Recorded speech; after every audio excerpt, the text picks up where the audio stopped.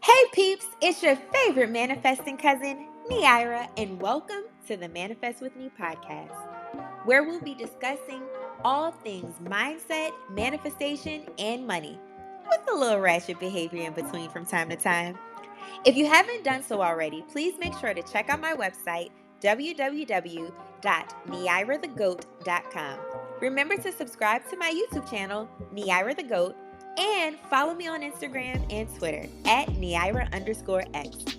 I also have a manifestation course that will be available soon entitled Manifest with Me, Where Thoughts Become Things. This is the absolute ultimate manifestation course where we'll go over paradigm shifting, overcoming limiting beliefs, going over what manifestation actually is and how it works.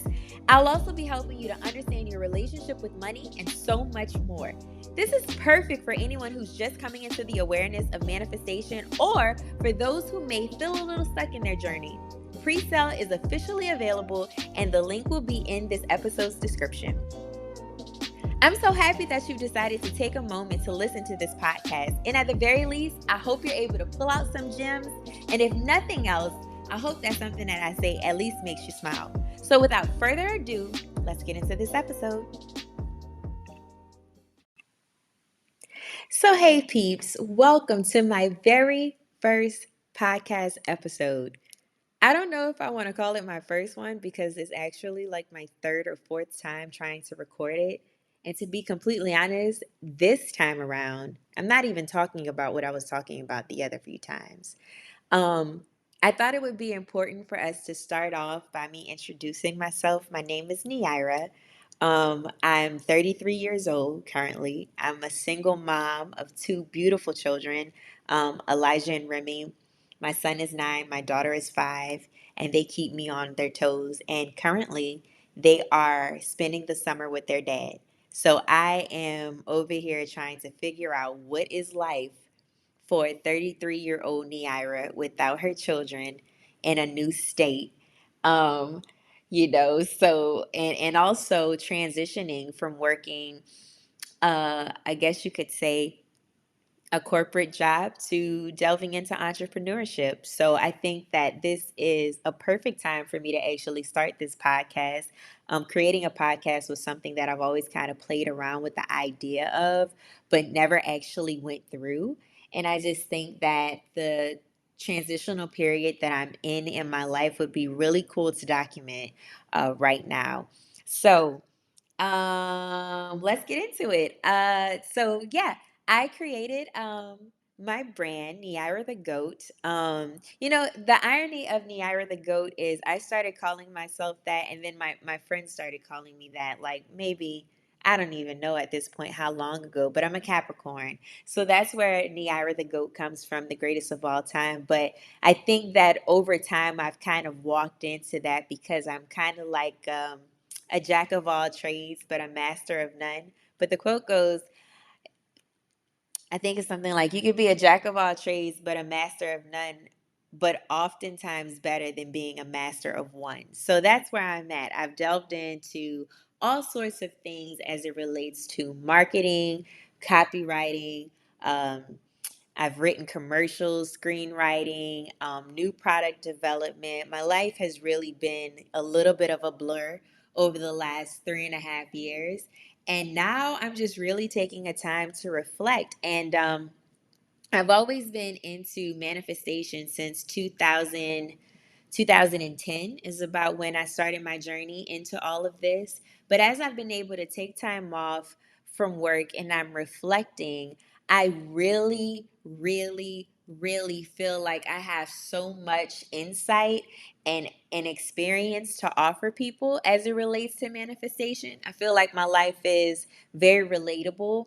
And I just decided to create my website, nearthegoat.com, and offer up courses and services for people who are also interested in manifestation and who really want to understand how you bridge that into your everyday life. And guys, listen, I just really have to get this podcast done. So if you hear cars passing or music playing. It's the evening time in my neighborhood. People are getting off of work. It's the summer. I don't even care. At this point, I just really have to get this episode done. So thank you for rocking with me, even though you hear all this other shit in the background. So let's take it back to when I was a kid, right? I grew up in southern Louisiana in a very traditional black household.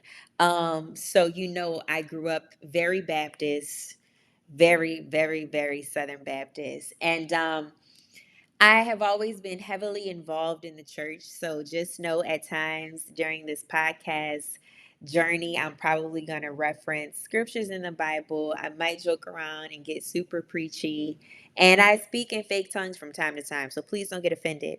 But I grew up in church. So I am a believer of things in the Bible, of Christ, and all of that. And I would always have these questions as a little girl, as it relates to church and how we live our lives. As I got older, I started asking myself questions like, well, if we go to church every Sunday, then why do people still feel like they need help with their bills? Why aren't people making enough money to cover their bills? Or why do people still not have enough food to eat? And I remember having a conversation with my mom once when I was a kid. I had dreams of becoming an actress, and it could still very well happen. But I remember one time we were I remember one time we were watching something on TV, and there was an actress that had given away all of these coats for like winter coats or something like that. And I remember looking at it and just being so amazed that this lady was able to do this. I don't even remember who it was. And I remember telling my mom, like, one day I really want to be able to do that. I want to be able to give back to a community in that way. And she looked at me and said, I bet she doesn't even have time to go to church. And I was like, what?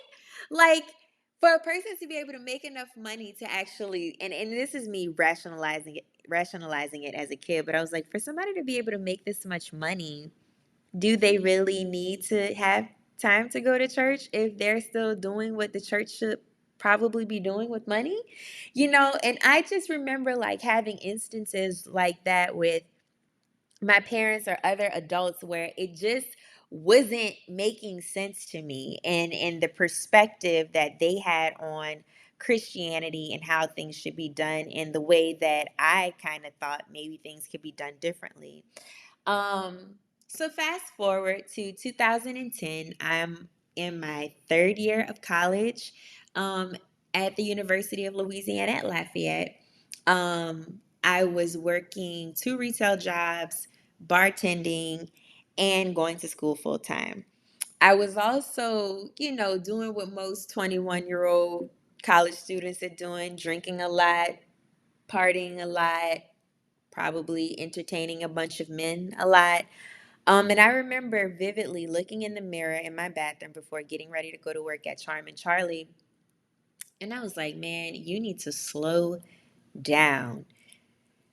And the Bible says there's life and death in the power of the tongue. But this is a prime example of that because I got in the car, went to work, got in a car accident, slowed my ass all the way down. And I remember going back to my apartment and just feeling like, what in the world is going on? Like, I've totaled my car, I live off campus. I need my car because I have all these jobs and I'm still in school. And my younger brother, Wesley, shout out to Wesley, sent me The Secret. And at the time, it was only the first 20 minutes of it on YouTube. It wasn't available on Netflix. I'm pretty sure the book was out, but I hadn't had the book. And I remember watching the first 20 minutes of it and my mind being completely blown because I was like, I can't believe I attracted this car accident into my life. Like, I don't want to admit that to myself. So I was just like, oh my gosh. And it really just got me thinking about my thoughts. It got me thinking about what's happening on the inside of me that's causing my external world to look like this. And I remember praying in my apartment and saying, okay, God, a lot of this stuff that they're saying on The Secret are reminiscent of things that I've learned in the Bible. But I need you to make this so real to me in my life that people are going to be able to look at my life and they're going to be able to tell that it's actually you working through me.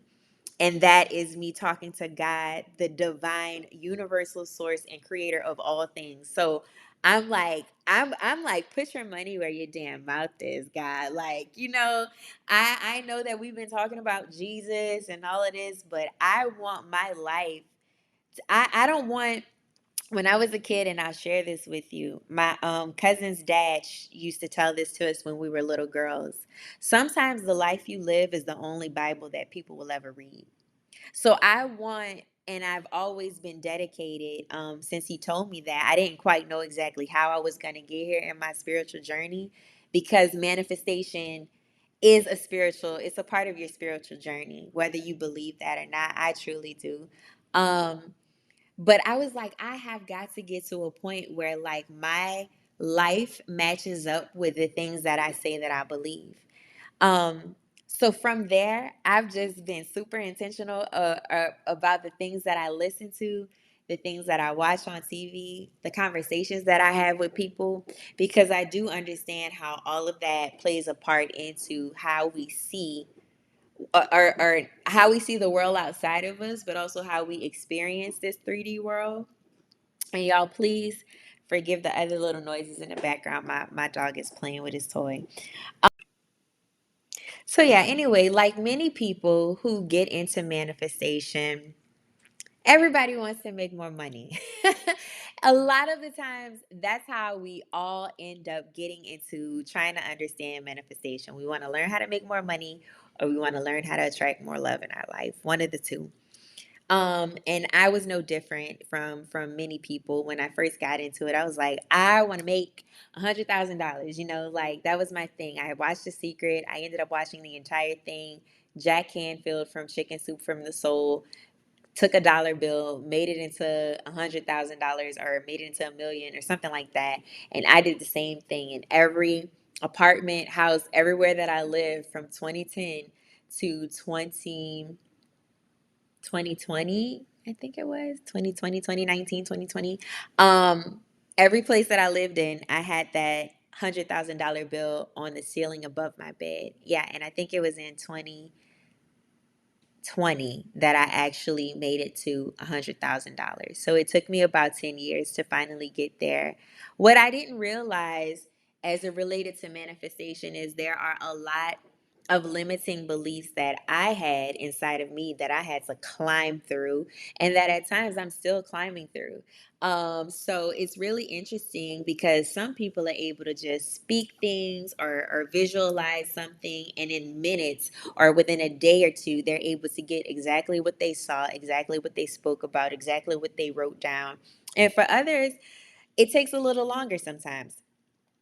So I definitely started off wanting to manifest more money, but as I matured and got older, I understood that money doesn't always solve all of your problems, especially any traumas that you may have that are unhealed inside of you. So I began to also want to manifest other things um, outside of a career, but like real peace, real healing, real joy, and real forgiveness, which is what this podcast episode is about: the power of forgiveness. A lot of times we don't realize that unforgiveness is the very thing that's blocking us from getting what we want. It is the very thing that is keeping us from being in vibrational alignment with what it is that we want. So, let me tell you guys a little story, right? Whenever I departed from my previous place of employment, um it wasn't an easy transition for me. I was having some issues with how everything kind of happened. So I took it upon myself to go and have a Reiki session done. And I'm not sure if you're familiar with Reiki or not, but it's the Japanese technique for stress reduction and relaxation that promotes healing. Um, and it's kind of like, I say it's kind of like energy manipulation. If you have any chakras that are in your body that are blocked, the practitioner is normally able to kind of maneuver that blocked energy for you a little so you can feel some relief, but then you also know where you need to do additional work at in your own time. So I had a Reiki session done. It was my first session that I'd ever done. And when I went there, after I was done, the practitioner told me that I had a blocked heart chakra and a blocked throat chakra. And she told me that it kind of had some things to do with what had recently happened to me, like over the last couple of years, but it also was due to some ancestral trauma. And it's really interesting to me whenever she said that, because a lot of times, you grow up, well, for me, I grew up in church and I would hear people talk about generational curses, but I never quite knew what that looked like for me and my family lineage. So it definitely got me thinking about like women in my family, all kind of stuff like that. So I went home and I purchased an oracle deck. Now, have never been into cards or anything like that, but I am fascinated by um oracle decks and things like that because I just look at them as just another tool for spirituality. So, I ended up pulling this card that was entitled Peacemaker, Let Go of the Need to Be Right. And as the weeks went on, I'm shuffling the deck every now and again or whatever, and I keep pulling the card Peacemaker, Let Go of the Need to Be Right. So, in my meditation and prayer time, I've pulled this card now at like 3 or 4 times, and I'm like, okay, God, what is this card all about? Like, why do I keep pulling it? What is it in me? I don't feel like I need to be right. What is the issue? And as I was walking the dog or something, just kind of in my quiet time, it was revealed to me that a lot of the time when we're in situations when we feel like we've been wrong, we automatically take on the assumption that we're right. And we may not ever say it physically, but when we place the blame on someone else in so many words, we're saying that we're right. And the reality is, we're not always right. And when you think about putting blame on someone or on a particular situation, that's a heart issue. That's a heart issue. That has to deal with a certain level of unforgiveness that you're dealing with. So then I had to go and ask myself some really hard questions. Who do I have the real issue with? Am I dealing with an unforgiveness issue with other people? Am I dealing with an unforgiveness issue within myself? And it was something that really, I had to do some journaling and some meditation on it, because what I realized is I had issues with everybody and me. I had unresolved issues, unresolved heart issues with other people, other situations, and myself. And not even within this year, but of years past, and of me not speaking up. So when I went back and thought about it, I was like, dang, that Reiki session was right. I do have a blocked heart chakra. I do have a blocked throat chakra, because a lot of the times the reason I harbor feelings towards other people in my heart because 9 times out of 10 I didn't speak up when I needed to. So then I had to go and work on some healing, because what you may or may not realize is the heart chakra is represented by the color green. And out of the heart comes all of your abundance, all of your money. Forgiveness again is a heart issue. Um, so yeah, I was like, dang, I'm over here trying to manifest more money into my life. And I'm realizing that I have some healing that I still need to do here. So I want to share with you. I made a list. I made a list of all the people that I felt like I was harboring negativity or feeling some type of way about. All of the situations that I was still feeling some type of way about, and I listed myself too, because a lot of times when it comes to unforgiveness, we are in forgiveness, we're taught to forgive everyone else but us. And a lot of times we find ourselves in situations where we're really upset at ourselves because we probably went against our higher self, our inner knowing, our intuition. So I had to go and forgive myself too. And I ran across this Hawaiian prayer. It's the Hawaiian Ho'oponopono. I believe I said that right. Prayer. And it's really simple. Um, it says, I am sorry. Please forgive me. I love you and thank you. And there are a bunch of different guided meditations on YouTube that you can listen to. But what I ended up doing was I took a day to go and say that prayer and forgive everyone that was on my list. And I would imagine them standing in front of me. And I imagine this gold light going from my heart to theirs. And I looked them in their face and I just said the prayer. And ever since then, I've really just been working on releasing those things.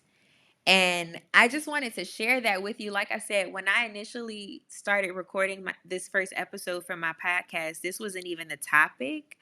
But now that I'm finally redoing it, this is something that has been laid on my heart. A lot of the times, when we're trying to manifest something, we want more money or we want a bigger house or we want more love or whatever, we don't even realize that we're still walking around holding feelings, blocking whatever that is from coming into our lives because we're holding on to offenses. And you grow up and you hear people say, like, you don't forgive the other person for them, but you forgive them for you. And that is so true. So I just wanted to just come on really quickly and share that story with you guys. And I hope that it means something to you. I hope that you're able to put this into practice and just remember that in order for us to really be in vibrational alignment with that which we want to attract, sometimes it's a lot of inner work that has to get done first. And don't get me wrong, even if you have block chakras, you're still able to attract certain things. But as you continue to grow on your journey, you're going to understand that it's really important just for all things to be in alignment. Um, so I did that exercise to forgive other people. And something else that I want to leave with you guys before I finish and wrap this up is don't forget to forgive yourself. A lot of times, what we don't realize is we carry so much weight on us. We carry the expectations of ourselves, of society, of our parents, of our spouses. We carry the weight of so much on us, and there's such a high expectation to perform, to behave in a certain way, to be a certain way around people. And we don't always live up to that. We make mistakes just like everyone else.